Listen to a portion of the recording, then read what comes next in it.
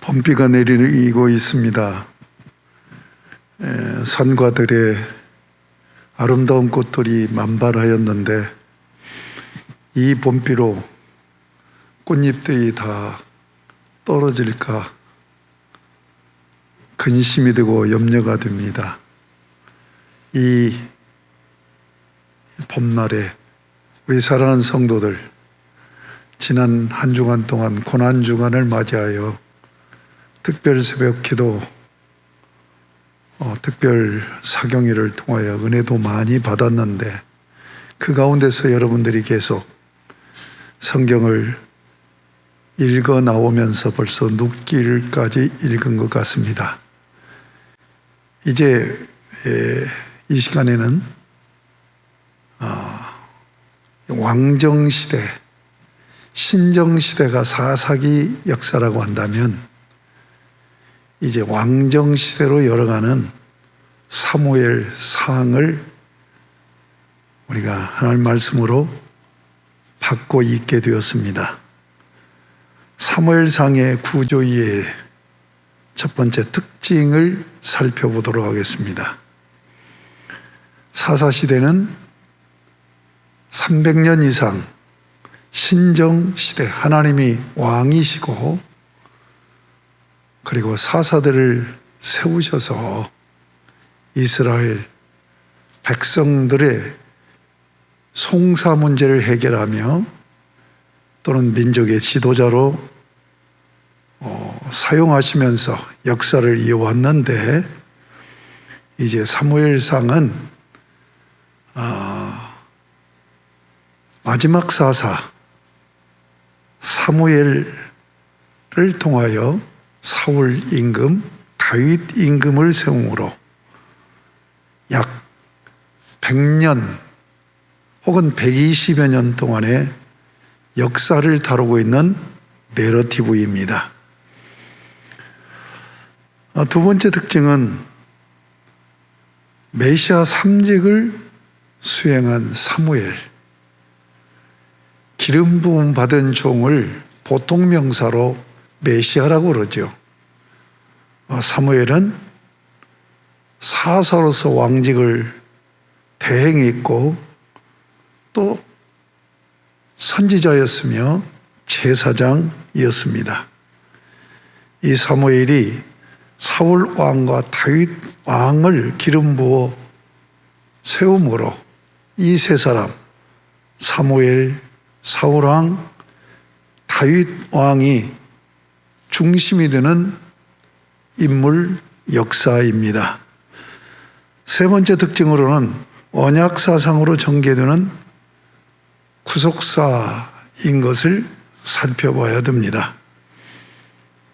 언약궤 사건, 다윗의 기름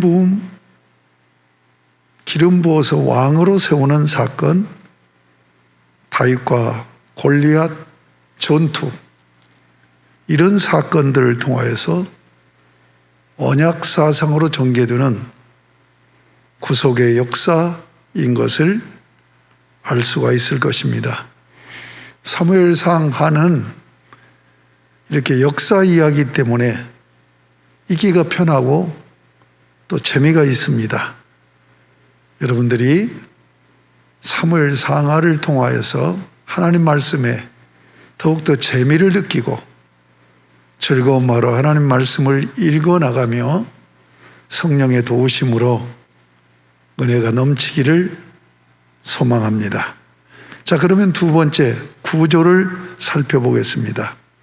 세 인물, 사사 사무엘, 왕 사울, 왕 다윗, 이렇게 구조를 분류할 수가 있을 것입니다. 사사 사무엘 1장에서 7장까지가 되겠고, 그리고 왕 사울에 대하여서는 8장에서 15장, 그리고 왕 다윗에 대해서는 사울 왕과 다윗 왕과의 긴장 관계 속에서 다윗이 드디어 왕권을 이어갈 자로 드러나는 그런 구조를 가지고 있습니다.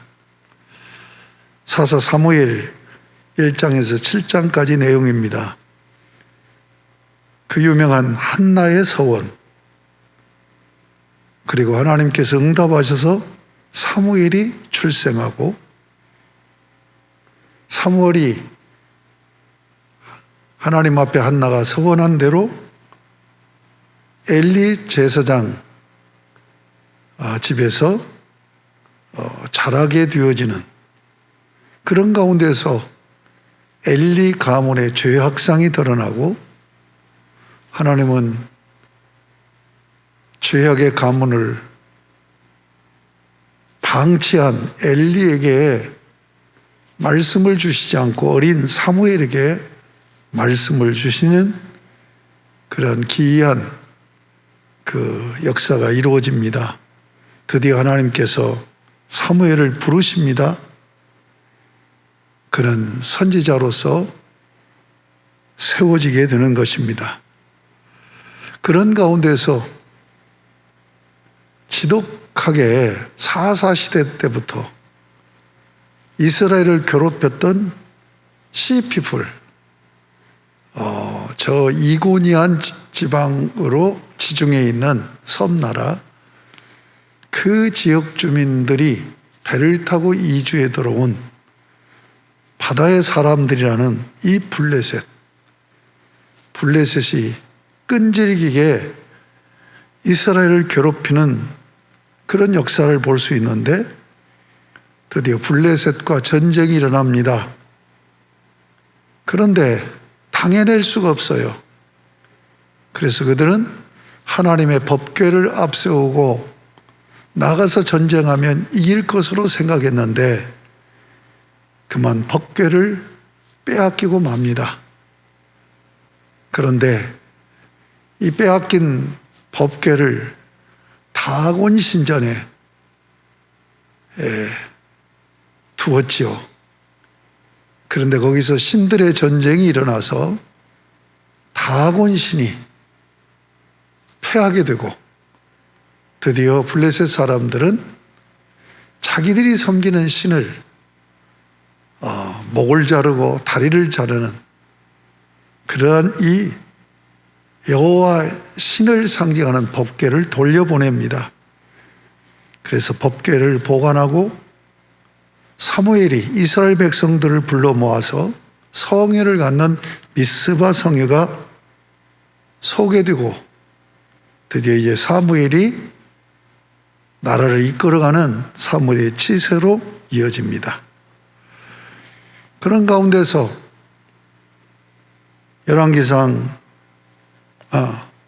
사무엘상 8장부터 15절까지는 왕 사울에 대한 역사 이야기입니다. 자, 사무엘이 늙었어요. 그의 자녀들이, 그의 아들들이 사무엘의 뒤를 이어서 사사 또는 선지자로 백성들을 다스린다고 하는데, 이들이 패악한 정치를 합니다. 그래서 이스라엘 백성들은 왕을 허락해달라고 왕을 요구하게 됩니다. 하나님께서는 그들의 뜻을 받아들여 사울을 왕으로 기름 붓도록 합니다. 사울은 겸손한 사람이었고 인품이 훌륭했어요.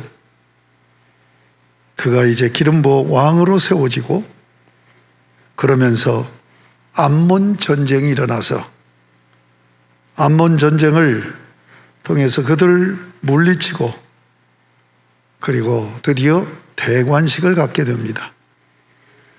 왕으로 대관하면서 사무엘은 정치에서, 역사 현장에서 떠납니다. 그래서 사무엘의 퇴임사가 소개되고 있습니다. 이제 블레셋 오고 또 한판 승부가 벌어집니다. 여기서 사울 왕의 범죄가 드러납니다. 그의 아들 요나단의 용맹과 드디어 승리의 기사가 수록되어 있고, 사울의 업적이 간략하게 그의 집안까지 소개되어지면서 또다시 아말렉과의 전투가 일어납니다. 여기서 하나님은 왕을 버리시겠다고, 그래서 사무엘은 다시는 왕 사울을 찾지 않는다는 말씀으로 이어지고 있습니다. 자, 16장부터 이제 왕 다윗에 대한 역사입니다.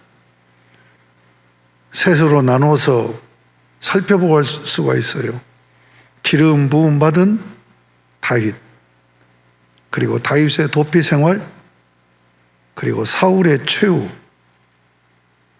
이렇게 구분해서 살펴볼 수가 있습니다.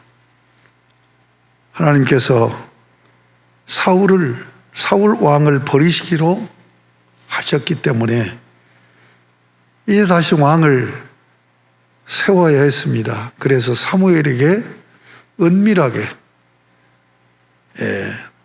찾아가 다윗의 집에 가서 목동 다윗에게 기름을 붓는 사건이 16장에서 이제 시작이 되어지고, 그런 가운데 또 골리앗이라는 걸출한 대장이 지휘하는 이 블레셋과 전쟁이 이루어지는데, 도대체 이스라엘이 싸울 용기 사기마저 잃어버립니다.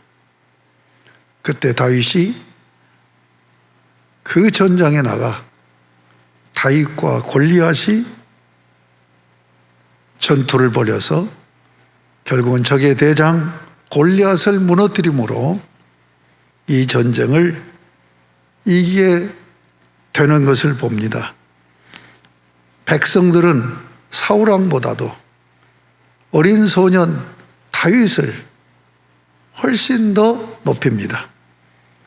명장이 된 다윗이 사울 왕의 사유가 되었음에도 불구하고 사울은 질투하고 음모를 꾸미고, 그래서 다윗을 죽이려고 합니다. 그런 가운데 그의 아들 요나단, 사실은 세자지요.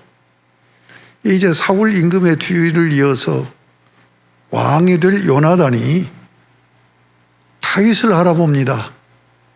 그래서 다윗과 깊은 우정 속에서 아버지 왕으로부터 다윗을 보호하는 것을 봅니다.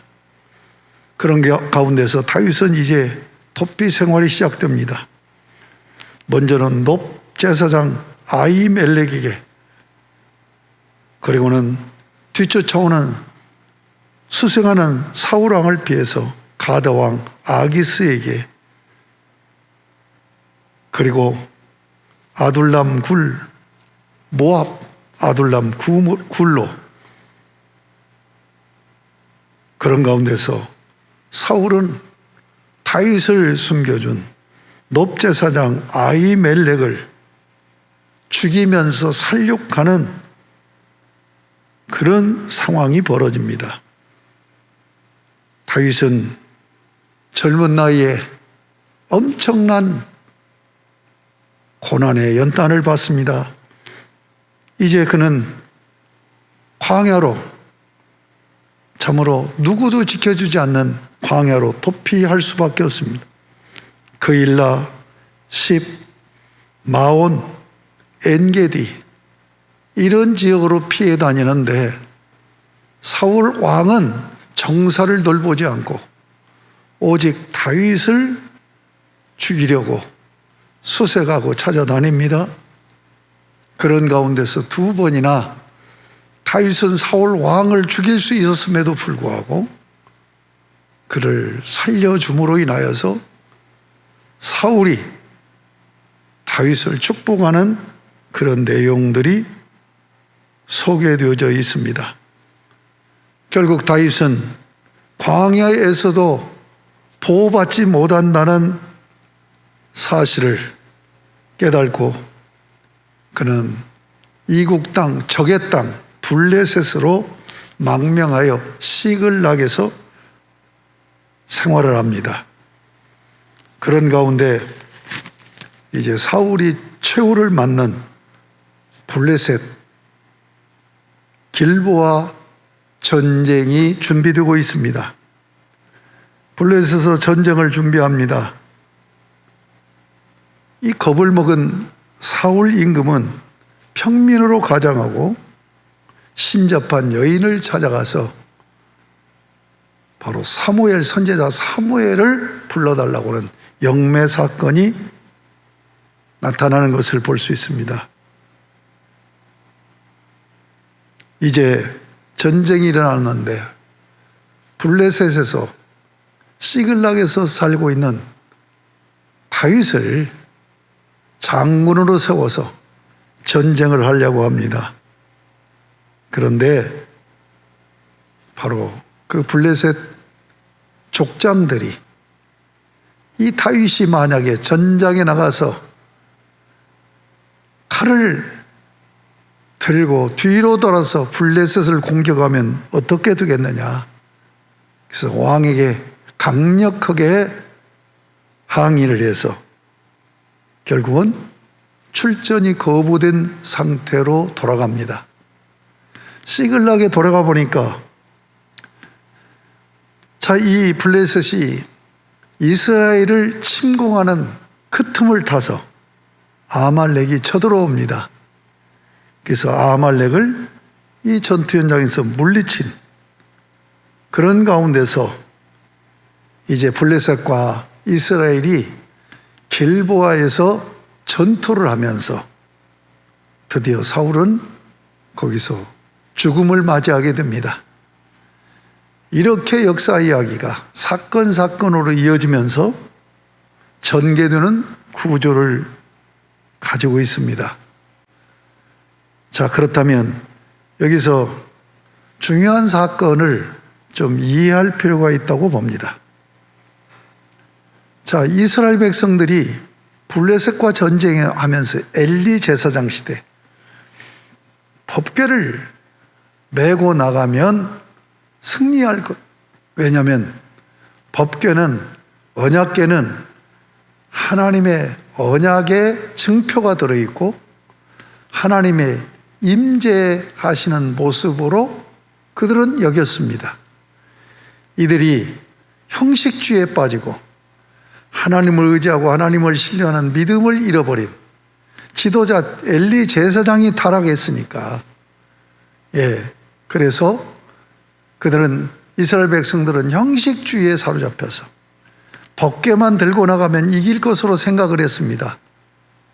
그런데 웬걸요, 이스라엘은 이 전쟁에서 패하고 하나님의 법궤를 빼앗겨 버립니다. 여러분, 고대는 신들의 전쟁으로 이스라엘의 하나님은 여호와이시고 그 다음에 블레셋 신은 다곤입니다. 그래서 다곤 신이 여호와 신을 이긴 것이다.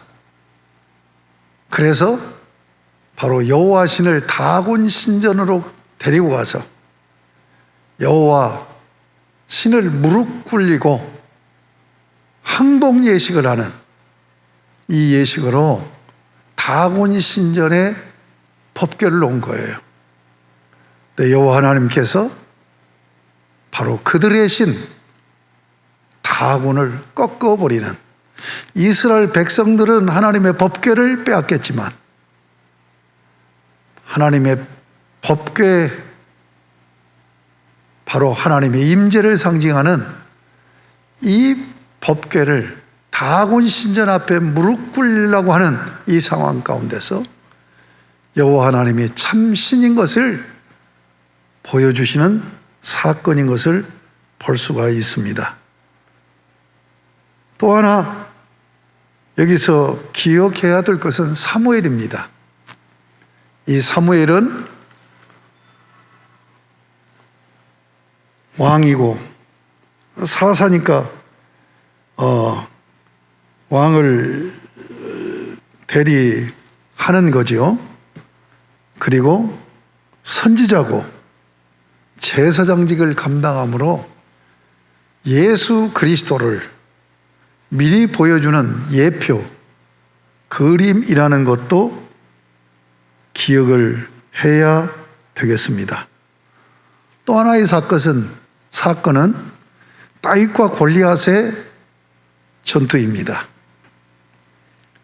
이 전투는 마태복음 4장, 누가복음 4장에 나타난 예수님께서 세례를 받으심으로 왕으로 임명되시고 그리고 광야에서 40일 동안 금식하실 때 세상 나라 임금 마귀가 하나님 나라 임금으로 임명된 예수를 공격해오는 영적 전투가 벌어집니다.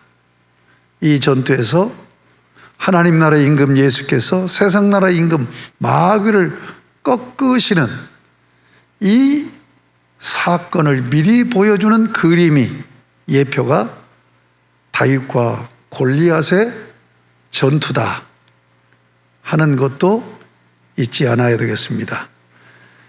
이 사무엘상을 읽어가면서 하나님께서 준비한 다윗 임금을 어떻게 연단시켜 나가시는가, 아주 젊은 나이의 청년의 때부터 엄청난 연단 속에서 그런 여호와 하나님을 믿음으로 의지하며 시편에 노래를 부르며 기도를 하면서 그가 연단을 통하여서 단련되고 훈련돼서 하나님의 사람으로 성군으로 준비되어져 가는 역사인 것을 사무엘상을 읽어가시면서 살펴보시면 여러분에게 큰 은혜가 되리라고 믿습니다. 이제 여러분들이 사무엘상을 읽으면서 하나님의 섭리가 역사 가운데 어떻게 나타나는가를 살펴보시면서 성경을 읽어나가시고 이어서 사무엘의 하 역사를 기대하시면 좋겠습니다. 감사합니다. 하나님 아버지 감사합니다. 우리 사랑하는 성도들이 이렇게 열심히 성경을 읽어나가게 하신 것 감사합니다. 이제 성경의 구조 이해를 잘 하면서 성경을 읽어나가므로 체계적으로 하나님 말씀이 정리되어질 뿐만 아니라 하나님 말씀을 더 재미있고 즐겁게 읽어나가며 하나님의 뜻을 발견하는 그런 우리 사랑하는 성도들이 되어질 수 있도록 은총 베풀어 주옵소서. 하나님이 섭리하심이 역사 가운데 어떻게 나타나는가, 하나님이 언약하신 것을 어떻게 성취해 나가신가 하는 구속사적인 관점으로 성경을 통전적으로 읽고 이해하는 성도들의 신앙생활이 되게 하여 주시옵소서. 예수님의 이름으로 기도드립니다. 아멘.